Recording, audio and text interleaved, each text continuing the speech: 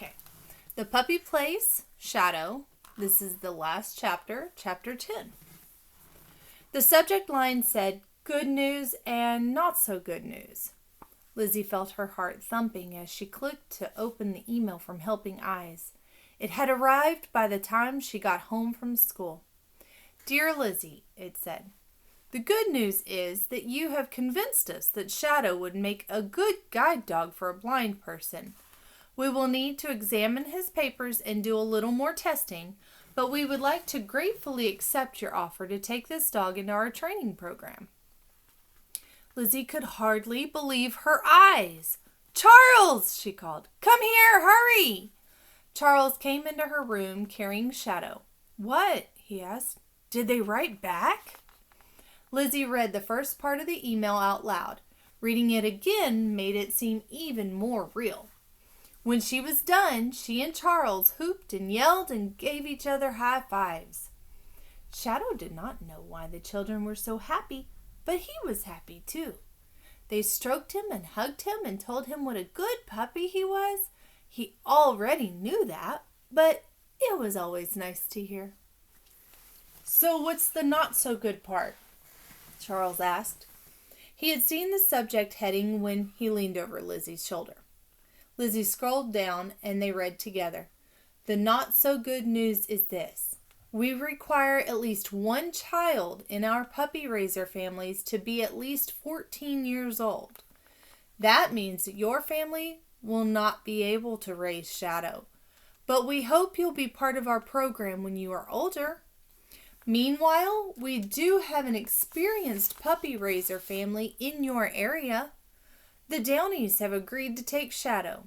They will contact you today." Lizzie and Charles looked at each other and then at Shadow, who was still cuddled in Charles's arms. "I can't believe we have to give him up," whispered Lizzie. When they ran downstairs and told Mom all about it, she reminded them that maybe it was just as well, since they were heading to South Carolina in 1 week. She also told Lizzie how proud she was. "Imagine, a blind person is going to get a fantastic dog, all because of you. You had a great idea, and you followed through on it, all on your own," she said. "Well, Charles and Maria and Sammy all helped," Lizzie said modestly. She still wished they could keep Shadow, but Mom was right. It was so cool that he was going where he was needed. Mom looked down at the bean, who was crawling through the living room, following Shadow. "I have a feeling this is going to be very hard on a certain someone," she said, nodding toward the bean. "He's going to be losing a special friend. Fortunately, he's young enough so that he probably won't be upset for too long, but I'm not sure he could have handled keeping Shadow for a year and then giving him up." Lizzie had to admit that Mom was right. "I'm not sure I could have handled it either," she said. The Downies called that night after supper. Lizzie talked for a long time with Peter, who was 16. He told her all about the 2 other puppies his family had raised. Lizzie told him all about Shadow and what a special puppy he was. Peter liked hearing about how close Shadow and the bean had become. "I bet Shadow will like my little sister too," he said. "Amanda's crazy about puppies."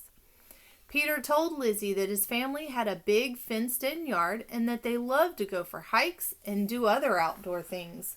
Lizzie had to admit that they really might be the perfect family for Shadow. Afterward, Peter's mom talked to Mrs. Peterson. They agreed that the Downies would come the next day, Saturday, to meet Shadow. That night, the Petersons spent a lot of time playing with Shadow and talking about how much they would miss him. "I feel funny giving Shadow to people we don't even know," said Lizzie. "I mean, I know the Helping Eyes people trust the Downies, but we won't be sure they're the right family until we meet them." "If the Downies aren't the right family to raise him," Mom said, "we'll just keep looking until we find the perfect family." Lizzie beamed at her mother. Mom shrugged. "We only want what's best for Shadow, right?" Maria came over first thing Saturday morning. "I can't stand it," Lizzie said as they watched Shadow chasing a leaf in the backyard. He tumbled and rolled, making them laugh out loud. How can I say goodbye to him? But Lizzie, Maria said, just think if Simba never came to my mother. Shadow is going to end up being a guide dog, just like him. Someday, he'll make a real difference in a blind person's life. Lizzie nodded. Maria was right.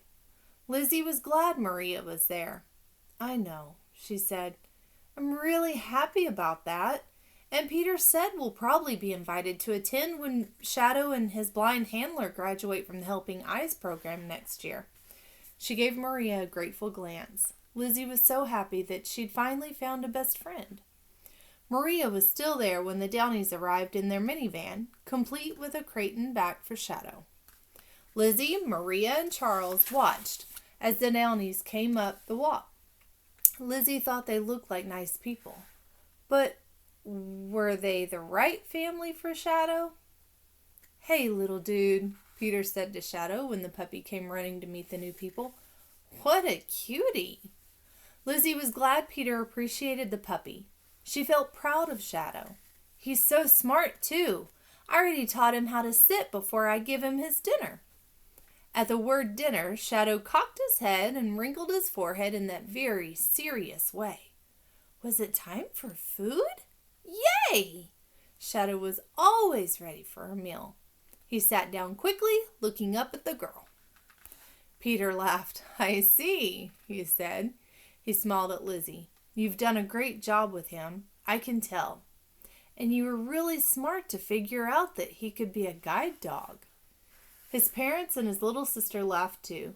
Amanda joined the bean on the floor next to Shadow, and both of them were patting and hugging him. Shadow liked these new people, especially the little one. She smelled delicious. Lizzie saw that Amanda was gentle with Shadow, just like the bean was. That was a good sign. We brought the bean a present, said Mrs. Downey. We thought it might help him not miss Shadow as much. She pulled a stuffed animal out of a shopping bag she had brought him. It was a big, soft, black lab puppy. Uppy, said the bean, reaching for it. Lizzie watched as her little brother hugged the toy close. She had a feeling she might need to hug it herself over the next few days. Why? Because now she knew for sure. When the Downies left, they were going to take Shadow with them. It was obvious that they were the perfect family to raise him. Lizzie watched Shadow lick Amanda's cheek, and for a second she felt like crying. She had really fallen in love with Shadow, and it was going to hurt to give him up. But Shadow was going to spend a year with this great family, and then he was actually going to learn how to be a guide dog. Giving him up was the right thing to do. Lizzie looked over at Mom and gave her a special smile and a little nod. They're the ones, Lizzie was saying, without using any words. Mom nodded back. Then she smiled at the Downies. How about some lemonade? She asked. Great, said Mr. Downey. We brought some pictures of the other puppies we've raised.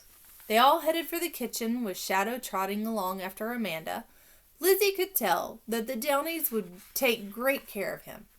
It wasn't easy giving up Shadow, but Lizzie knew it was the right thing to do. And she knew that there would probably be another puppy coming along sometime soon. A puppy who needed her family's help finding just the right place to live. Lizzie couldn't wait to meet it.